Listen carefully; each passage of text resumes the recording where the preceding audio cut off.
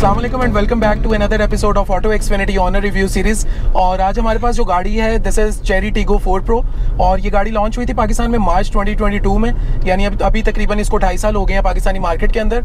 और आज ये रिव्यू लाने का मकसद ये है कि आप इसके तमाम प्रोज एंड कॉन्स के बारे में जान सकें, गाड़ी में कौन सी अच्छाइयाँ हैं, कौन सी बुराइयाँ हैं, और एक इन्फॉर्म डिसीजन ले सकें अगर आप कंसिडर कर रहे हैं इस गाड़ी को लेने के लिए। सो मेरे साथ इस गाड़ी के ऑनर मौजूद हैं शाहजेब। अस्सलाम वालेकुम। वालेकुम सलाम, कैसे आप? अल्हम्दुलिल्लाह, आप ठीक हैं? अल्हम्दुलिल्लाह बिल्कुल ठीक है। चलें विदाउट टेकिंग एनी लॉन्गर हम चलते हैं इस रिव्यू की तरफ। और शाहजेब, मुझे सबसे पहले आप ये बताएं कि ये गाड़ी आपने कब खरीदी थी? यार ये गाड़ी लास्ट जुलाई में मैं इसकी बुकिंग देकर गया था पाकिस्तान से बाहर, और फिर उसके 3 मंथ्स के बाद within 3 months they have delivered. ठीक है, तो तकरीबन साल हो गया आपको गाड़ी? साल हो गया गाड़ी चलाते हुए। ठीक है, तो जब आप गाड़ी ले रहे थे तो आपका क्या परचेज डिसीजन था? कोई और गाड़ियाँ भी अंडर कंसिडरेशन थी? यार गाड़ियाँ एक दो और भी अंडर कंसिडरेशन थी, जिसमें ओशान X7 थी, हेवल थी, और बेसिकली जो मेन फैक्टर था इस डिसीजन में ना वो थी बाबा की अपनी इंस्टिंक्ट, क्योंकि गाड़ी हम लोगों ने बाय करनी थी अपने बाबा के लिए। ठीक है, तो वो उन अपने कंफर्ट लेवल के हिसाब से थोड़ा सा देख रहे थे, और ऑनेस्टली उस टाइम जो इसका बजट था हमारा वो उसका भी एक अच्छा रीज़न था, उसने भी बड़ा रोल प्ले किया था इसमें, क्योंकि हेवल आपको पता है कि प्राइसेस में बहुत ज़्यादा थी, ओशान X7 भी प्राइसेस में बहुत ज़्यादा थी।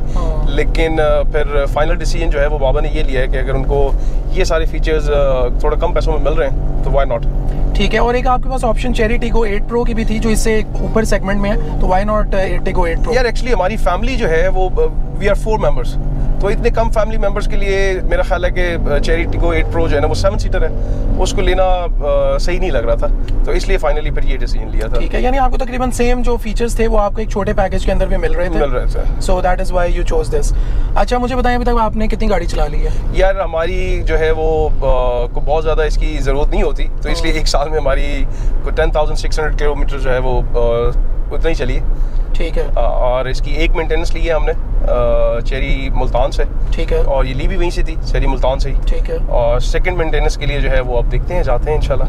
ठीक है, एक इंपॉर्टेंट चीज़ ये बता दें कि आपको इसकी क्या टोटल कॉस्ट क्या पड़ी थी गाड़ी की? यार टोटल कॉस्ट उस टाइम जब हम लोगों ने बुकिंग दी थी तो विद इन 1 वीक ना प्राइसेस थोड़ा सा फ्लक्चुएट कर गए थे, बढ़ गए थे इसके प्राइसेस, तो फिर हमें थोड़ी सी और अमाउंट देनी पड़ी, लेकिन टोटल कॉस्ट हमारी जो थी वो कुछ 72.5 के आसपास पड़ी थी विद रजिस्ट्रेशन। ठीक है, क्योंकि अच्छा फिर नंबर हमने अपनी चॉइस का लिया था, तो इसलिए भी शायद थोड़ा सा एक्सपेंसिव हो गया था। ठीक है, तकरीबन 7.2 मिलियन में आपको ये गाड़ी ऑन रोड आपको मिल गई। 7.2 मिलियन में। अच्छा, उसके बाद मुझे ये बताएं, जाहिर बात अब आप कह रहे हैं कि 10,000 चली है तकरीबन एक साल में, तो आपका कोई एक्सपीरियंस हुआ है कोई लॉन्ग ड्राइव के ऊपर इस गाड़ी पर? यार हमारा ये जो 10,000 चली है इसमें से ना मोस्ट प्रॉब्ली कुछ 70% जो है वो सारा लॉन्ग ड्राइव का ही होगा। ठीक है, क्योंकि हमारी फैमिली जो है वो बड़ी डिस्पर्स्ड किस्म से डिस्पर्स्ड तरह से रह रही है।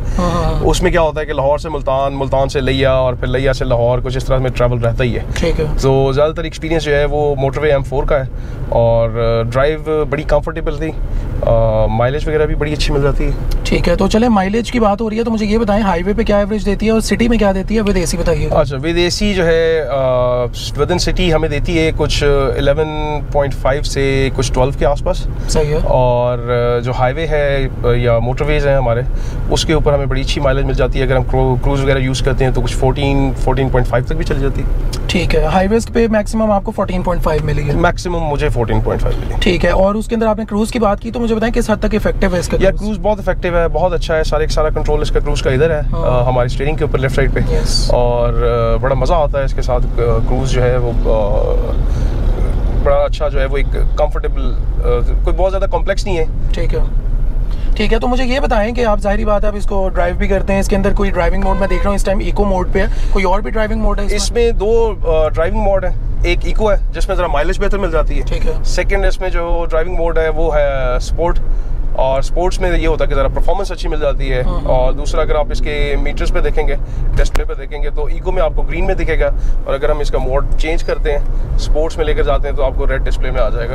बिल्कुल सही है, यानी रेगुलर ड्राइविंग वाला मोड आपका इको है। रेड जी। और जाहिर है अगर आपको परफॉर्मेंस ओरिएंटेड चाहिए गाड़ी से आउटपुट, तो आप फिर स्पोर्ट्स पे चले जाते हैं। ठीक हो गया। चलें अब उसके बाद अंदर फीचर्स की गाड़ी की बात कर लेते हैं। मुझे बताएं मल्टीमीडिया की रिस्पॉन्सिवनेस कैसी है? बहुत अच्छी है। एक तो ये 10 इंच का मल्टीमीडिया जो है वो स्क्रीन है, और रिस्पॉन्सिवनेस अच्छी है। आप खुद भी अगर अभी इसको एक्सपीरियंस करो तो बड़ा अच्छा है वो, कहीं पे ऐसा लैग नहीं करता।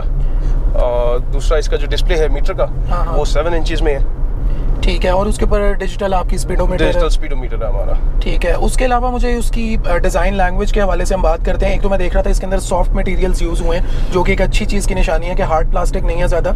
और इसका जो इंटीरियर है रेड और ब्लैक, इसके अलावा भी कोई ऑप्शन थी? यार जब हम लोग इसकी बुकिंग दे रहे थे उस टाइम इसमें जो है वो यही इंटीरियर की ऑप्शंस आ रही थी, और उसके बाद अगर कुछ चेंज कर दिया हो कंपनी तो उसका जो है वो आइडिया नहीं है मुझे। ठीक है, लेकिन ये है कि आप देखो इसमें एक तो ये सॉफ्ट है, दूसरा इसका ना मैट में है फिनिशिंग ना इसकी सारी, तो हम लोगों को पर्सनली हमारी पूरी फैमिली को मैट फिनिशिंग बहुत अच्छी लगती है। बिल्कुल सही है। और उसके अलावा मैं देख रहा हूँ यहाँ पे ये पियानो ब्लैक के एक्सेंट्स भी हैं, ये सेंटर कंसोल के ऊपर भी, जिसके ऊपर काफ़ी ज़्यादा डस्ट जो है एक्यूमुलेट होती है। तो मुझे ये बताएं कि इसकी किस तरह आप इसकी टेक केयर करते हैं? ये बिल्कुल ऐसे ही है, इसमें इसका ना ये बाजू का बड़ा सर दर्द भी बन जाता है इसका ना डस्ट वाकई ये एक्यूमुलेट हो जाती है इसके ऊपर। लेकिन अभी मैं खुद यही सोच रहा हूँ कि अभी आपसे जो है ना यहाँ से फ्री होके तो फिर मैं जाऊँगा और इसकी जो है वो प्रोटेक्शन वगैरह जो है ना वो लेंगे इंशाल्लाह, और फिर उसको अप्लाई करेंगे इस पर। बिल्कुल सही है, क्योंकि ये लगता तो बहुत ही अट्रैक्टिव है, बट इसके ऊपर स्क्रैचेस और डस्ट काफ़ी बहुत इजीली डस्ट तो बहुत जल्दी एक्यूमुलेट हो जाती है इस पे, और स्क्रैचेस भी बड़े अच्छे वो जो है ना वो चांसेस हैं उनके बनने के।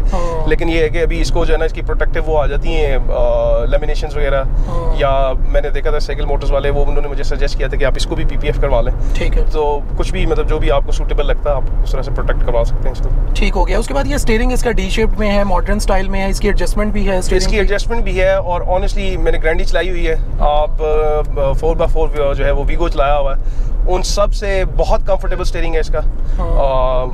इसके जो परफॉर्मेंस के हिसाब से बात करें, थोड़ा सा मुझे वो होता है कि ब्रेक्स जो है ना इसकी वो होंडा की तरह होनी चाहिए थी। ठीक है, क्योंकि जिस इंसान ने होंडा ड्राइव की हुई है वो फिर होंडा के अलावा शायद कम ही वो इस तरह होता है कि उसको ब्रेक्स किसी और गाड़ी की अच्छी लगती है। ठीक है, यानी ब्रेक्स आपको लगता है कि इसकी उस तरह से इफेक्टिव नहीं है? ब्रेक्स बहुत अच्छी हैं लेकिन उस तरह से इफेक्टिव नहीं है जिस तरह से होंडा की होती है। बिल्कुल सही है, बिल्कुल सही है। अच्छा, ब्रेकिंग की बात हो रही है, साथ मुझे सस्पेंशन का भी बता दें। जाहिर है आप कुछ ऑफ रोड भी ड्राइव की होगी, ऑफ रोड से मेरा मुराद है कि जो सड़कें थोड़ी प्रॉपर्ली कारपेटेड नहीं होती। बिल्कुल, गाँव में वहीं पे हम लोग ड्राइव करते हैं लिया में, और कंफर्टेबल है सस्पेंशन। लेकिन अगर मैं उसको अगर हम वीगो से कंपेयर करें, टू बी ऑनेस्ट वीगो की पीछे वाली सीट जो है ना वो तो मुझे ऐसा लगता है फटा, ठीक है, और उसके हिसाब से तो बहुत बहुत बहुत बेहतर है। लेकिन जो होंडा है या एक दो और दूसरी गाड़ियाँ हैं इसकी लेवल में, इसके कंपटीशन में, मेरा ख्याल है कि उनके आसपास ही है। ठीक है, बहुत बुरी नहीं है, अच्छी है, ठीक हो गया, ठीक है, सही है। उसके बाद हम कंफर्ट की बात कर रहे थे, मुझे बताएं, एक तो इसकी सीट्स मुझे काफ़ी कंफर्टेबल वैसे तो लगी हैं, तो इसकी कोई एडजस्टमेंट भी है सीट्स? यार एक तो सबसे पहले ना स्पेशियस है गाड़ी, ठीक है, अभी आप देखो आप भी बैठे हो बड़ा कंफर्टेबली जो है ना वो आपकी लेग स्पेस बहुत अच्छी मिल जाती है आपको। और दूसरा जो है सीट एडजस्टमेंट जो ड्राइविंग साइड पे है इसकी मैनुअल है और 6 वेज में है। आपके पास जो पैसेंजर सीट है इसकी एडजस्टमेंट मैनुअल है और 4 वेज में है। बिल्कुल सही है। चलें, ये भी एक अच्छा एस्पेक्ट है कि इसके अंदर एडजस्टमेंट भी है। अच्छा, आजकल काफ़ी क्योंकि गर्मी भी मेरा ख्याल है मैक्सिमम पे चल रही है पाकिस्तान में, तो उस हवाले से मुझे बताएं कि इसकी AC की परफॉर्मेंस कैसी है? यार गर्मी तो माशाल्लाह बहुत चल रही है। अभी मैं 2 जुलाई को पाकिस्तान आया हूँ और एयरपोर्ट से निकलते हुए सबसे पहले तो गर्मी ने आके ना थप्पड़ मारे हैं जोर जोर के। तो थैंक गॉड कि यार ये गाड़ी थी। AC बहुत अच्छा है, performance wise I am very much satisfied. अब उसके ज़्यादा अच्छा जो है वो चीज़ इसमें ये भी है कि इसका जो रेयर वेंट है AC के अंदर, तो पीछे वाले भी जो हैं फैमिली मेम्बर्स ना वो भी बड़ा कंफर्टेबल एंजॉय करते हैं अपना। ठीक है, यानी उसकी परफॉर्मेंस से आप सेटिस्फैक्ट्री आपको रिपोर्ट है? बिल्कुल सेटिस्फैक्शन। ठीक है, और मुझे बताइए रियर पैसेंजर्स की जो लेग रूम कैपेसिटी है वो इजीली बैठ जाते हैं? बहुत 2-3 एडल्ट्स? 3 एडल्ट्स बहुत इजीली बैठ जाते हैं, और लेग स्पेस भी काफ़ी अच्छा है। तो मेरा ख्याल है कि from the point of view of having enough space in the car, I think it's very good. ठीक हो गया। अच्छा, उसके बाद अब हम आ जाते हैं इसकी पावर और परफॉर्मेंस की तरफ। तो वो व्यूअर्स के लिए ये बता दें कि इस गाड़ी के अंदर कौन सा इंजन आता है? इसमें 1.5 टर्बो है, 9 स्पीड CVT है, और जो है इसका टॉर्क वो 210 है, और हॉर्स पावर 145 है। ठीक है, तो उस हिसाब से अगर आप इसके नंबर्स को देखें तो काफ़ी इंप्रेसिव मुझे तो लगते हैं। तो आपको कहीं से कभी ये लगा तो नहीं गाड़ी अंडर पावर्ड है? नहीं, अंडर पावर्ड नहीं होती गाड़ी। बाज़ औक़ात वो नॉर्मली ये होता है ना, कुछ गाड़ियाँ होती हैं जिनमें AC आप अगर वो अच्छे तरीके से चला रहे हैं तो वो उस टाइम भी अंडर पावर हो जाती हैं, लेकिन अभी तक हमारे साथ कोई इस तरह का एक्सपीरियंस नहीं हुआ। सो अच्छा है। ठीक है, और CVT इसकी जो ट्रांसमिशन है ये इसका कैसा रिस्पॉन्स है? बहुत अच्छा रिस्पॉन्स है। अगर आप अभी इसको देखो, हम इसको उसमें लेकर जाते हैं मैनुअल में, तो बिल्कुल बड़े आराम से कंफर्टेबली जो है वो होता है। ठीक है, और अच्छा इसके बाद अब हम चलते हैं थोड़ी सी प्रैक्टिकलिटी की तरफ। जो इसकी आप ज़ाहिर है हाईवेज पे जब ट्रैवल करते हैं लॉन्ग रूट पे, आपने बताया विद इन सिटीज़ आपका ट्रैवल है, तो ज़ाहिर है लगेज भी कैरी करते होंगे, तो इसकी लगेज कैपेसिटी कैसी है? यार लगेज कैपेसिटी भी बहुत अच्छी है। मेरा ख्याल है हम क्योंकि 3-4 फैमिली मेम्बर्स हैं और अगर सबका एक एक बैग भी है एक अच्छा बड़ा मुनासिब साइज़ का, यानी वी ट्रैवल तो हमारे पास लिमिट होती है 23 किलोग्राम की, 26 किलोग्राम के बैग्स की, तो उस तरह के 3 बैग्स जो हैं वो 3 लगेज बैग्स कंफर्टेबली आ जाते हैं इसके ट्रंक में। बिल्कुल सही हो गया, यानी प्रैक्टिकलिटी वाइज भी देखें तो एनफ स्पेस है। ठीक है, उसके बाद अब बात कर लेते हैं इसके, एक तो टायर्स की बात कर लेते हैं। मेरा ख्याल 17 इंच के अलॉयज आते हैं, 17 इंच के अलॉयज हैं इसके अंदर। ठीक है, और ये बिल्कुल मैट ब्लैक है, ये एक्चुअली इस तरह के हैं या आपने करवाए हैं? नहीं, ये एक्चुअली इस तरह के हैं। गाड़ी अभी तक टोटली उस कंडीशन में है जिस कंडीशन में हमने मार्केट से ली थी। ठीक है, कोई मॉडिफिकेशन नहीं, किसी किस्म की कोई मॉडिफिकेशन नहीं करवाई, सिवाय इसके कि बस ये विंडो ब्लाइंड्स वगैरह ले लिए या जो है वो मैट वगैरह चेंज करवा लिए बस। ठीक है, और इसमें जाहिर बात है LED, इसमें हेडलैम्प्स और DRLs भी आते हैं। तो एक चीज़ इंपॉर्टेंट और है कि रात के टाइम जब आप ड्राइव कर रहे होते हैं तो आपको कहीं पे फील तो नहीं होता कि इसकी हेडलाइट की थ्रो कम है? नहीं, हेडलाइट की थ्रो भी बहुत अच्छी है और इसमें सबसे अच्छा जो मुझे एक और अच्छा फीचर लगता है हेडलाइट से रिलेटेड वो ये होता है कि आप हेडलाइट की जो हाइट है उसको आप जो है वो एडजस्ट कर सकते हो। ठीक है, तो अभी तो दिन है, वरना मैं आपको दिखाता इसको जो है ना, इसके पास हमारे पास उन्होंने 0 से लेके 3 तक 4 लेवल्स दिए हुए हैं। 0 पे वो सबसे ज़्यादा आपको लेंथ भी ज़्यादा मिल जाती है, आपको हाइट भी ज़्यादा मिल जाती है, एक बड़ा अच्छा क्लियर विजन मिल जाता है और आप अपनी कंफर्ट के हिसाब से जो है ना उसको एडजस्ट कर लेते हैं। बिल्कुल सही हो गया। चलें, उसके बाद मुझे अब लास्ट पे हम सेफ्टी की तरफ जाते हैं कि जाहिर अब गाड़ी रोड पे है तो सेफ्टी भी बड़ी इंपॉर्टेंट है पैसेंजर्स की। तो इस गाड़ी के अंदर कितने एयरबैग्स आते हैं? 2 एयरबैग्स हैं इस गाड़ी के अंदर। सही है। और सेफ्टी पॉइंट ऑफ व्यू से ABS ब्रेक्स वगैरह हैं। और मेरा ख्याल है इसके अंदर हिल डिसेंट कंट्रोल वगैरह और इलेक्ट्रॉनिक स्टेबिलिटी प्रोग्राम वो सब है, वो सब कुछ है इसमें जी। बिल्कुल सही है। और उसके बाद अगर हम सेफ्टी वाइज, जाहिर बात है जो एक बेसिक लेवल के फीचर्स होते हैं वो इसके अंदर तमाम मौजूद हैं। उस wise I don't think personally कि इसके अंदर मेरा ख्याल है कोई कमी है in terms of the package. नहीं, इट्स अ कंप्लीट पैकेज। इन पैसों के अंदर पाकिस्तान में बहुत कम इस तरह से है कि you are getting everything in amount 7 million के आसपास आपको ना ये सारे फीचर्स और सब कुछ बड़ा कम है। तो मेरा ख्याल है शायद वो भी हमारी एक रीज़न थी कि यार चलो हमारा डिसीजन जो है ना वो चेरी टिगो 4 प्रो लेते हैं। ठीक है, अच्छा हम रियर के फीचर्स के बारे में बात कर रहे थे, तो कुछ इसके रियर एंड के फीचर्स के बारे में आप बताएंगे? सबसे पहले तो आप इसमें ये देखेंगे हमारे पास रियर व्यू कैमरा है, जब हम उसको रिवर्स करते हैं जो डायनामिक सेंसर्स के साथ है। ठीक है, और अलार्म्स और बीप्स भी आपको देता है just in case if there is something behind. और इसके अलावा आई थिंक वाइपर भी है आपके पास जी। ठीक है, तो उस हिसाब से तो गाड़ी कंप्लीटली कवर्ड है। अगर आप पार्किंग भी करना चाह रहे हैं तो उसमें असिस्टेंस आपको मुकम्मल असिस्टेंस मिल जाती है और बड़ा अच्छा व्यू मिल जाता है। ठीक है, और एक चीज़ जो पाकिस्तान में पता नहीं इतनी प्रैक्टिकल है कि नहीं, मिक्स्ड ओपिनियन होती है, इसका सनरूफ जो है। सनरूफ है और प्रेफरेबली हम लोगों को तो बहुत अच्छा लगा है। अगर आप अभी इसको देखो तो सनरूफ है, आप कहीं जाते हो स्पेशली बच्चों के साथ, तो हमारे चाचू का बच्चा है तो वो अक्सर ही हम लोग उसको बस चढ़ा देते हैं बाहर।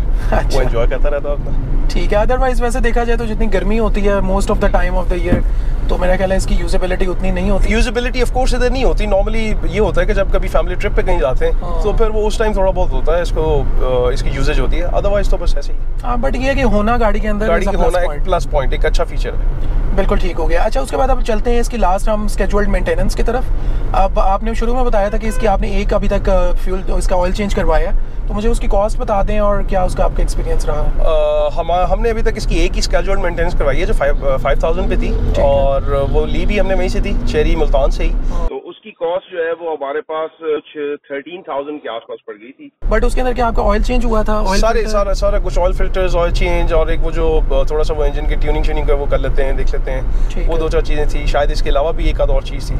ठीक है, मुझे आप एक्सपीरियंस अगर शेयर करें कि आपका डीलरशिप के साथ कैसा एक्सपीरियंस रहा उनके साथ, तो वो एक बड़ा इंपॉर्टेंट है यार। मुझे अभी तक जो है उनकी सर्विसेज बहुत अच्छी लगी क्योंकि हमारा ज़्यादातर एक्सपीरियंस रहा है चेरी मुल्तान के साथ। तो जितनी सर्विसेज उन लोगों ने जिस तरह से हमें दी और डील किया, तो हम यही प्रेफर करते हैं कि अपनी गाड़ी ना ओवरऑल थ्रू आउट जब तक हमारे पास रहे हम वहीं से मेंटेन करवाते रहें। बिल्कुल सही हो गया। चलें, ये तो हमारे तमाम एस्पेक्ट्स गाड़ी के डिस्कस हो गए। अब लास्ट पे मुझे एक चीज़ ये बता दें कि आज अगर आप, अभी भी इसकी प्राइस 7 मिलियन के अराउंड ही है, अगर आज किसी ने ये गाड़ी लेनी हो 7 मिलियन में, ज़ाहिर है डिफरेंट आती हैं, ये B सेगमेंट की क्रॉसओवर SUV है। इसके अंदर आपको पूजो 2008 मिल जाती है, then you get the Honda HRV, फिर आपके पास ये टीगो 4 प्रो की ऑप्शन है। तो मुझे आप बताएं कि would you recommend to anybody जो इस बजट के अंदर गाड़ी लेना चाह रहा है कि वो टीगो 4 प्रो ले? यार टू बी ऑनेस्ट, अगर मुझे गाड़ी लेनी होगी दोबारा से इसी बजट के अंदर तो मैं यही गाड़ी लूँगा। ठीक है। और सो इसलिए मैं बाकी सबको भी रिकमेंड करूँगा क्योंकि जो प्यूजो थी उसको भी मैंने टेस्ट ड्राइव किया था, मुझे उस तरह से मज़ा नहीं आया जिस तरह से इसका था। और HRV ठीक है, लेकिन ओवरऑल आई प्रेफर कि टीगो 4 प्रो ही बेटर है। ठीक है, यानी आप फिर अगर लेना चाहें तो आप यही लेंगे? मैं ये लूँगा। That means you are a very satisfied customer of टीगो 4 pro? Very very very satisfied. चलें, वंडरफुल। चलें Shahzeb, thank you so much for your honest review. और उम्मीद है व्यूअर्स आपके लिए भी ये बहुत ही फ़ायदेमंद रिव्यू होगा। आपको गाड़ी के तमाम इन्स एंड आउट्स का पता चल गया होगा, कौन सी अच्छाइयाँ हैं गाड़ी में, कौन सी बुराइयाँ हैं और कौन सी चीज़ें आपने अंडर कंसिडरेशन रखनी है अगर आप टीगो 4 प्रो बाय करना चाहते हैं। सो उम्मीद है आपको ये वीडियो पसंद आई होगी और do let me know in the comments कि आप फ्यूचर में कौन सी गाड़ी का ऑनर रिव्यू देखना चाहते हैं, ताकि हम वो गाड़ी भी आपके लिए लेकर आएँ। कमेंट ज़रूर करें और hit the subscribe button as well. उसके अलावा एक बेल आइकन है, उसको भी क्लिक कर लें ताकि फ्यूचर में आने वाली तमाम वीडियोज़ का नोटिफिकेशन आपको साथ साथ मिलता रहे। And I will meet you in another video with another owner. Till then, take care. Allah Hafiz.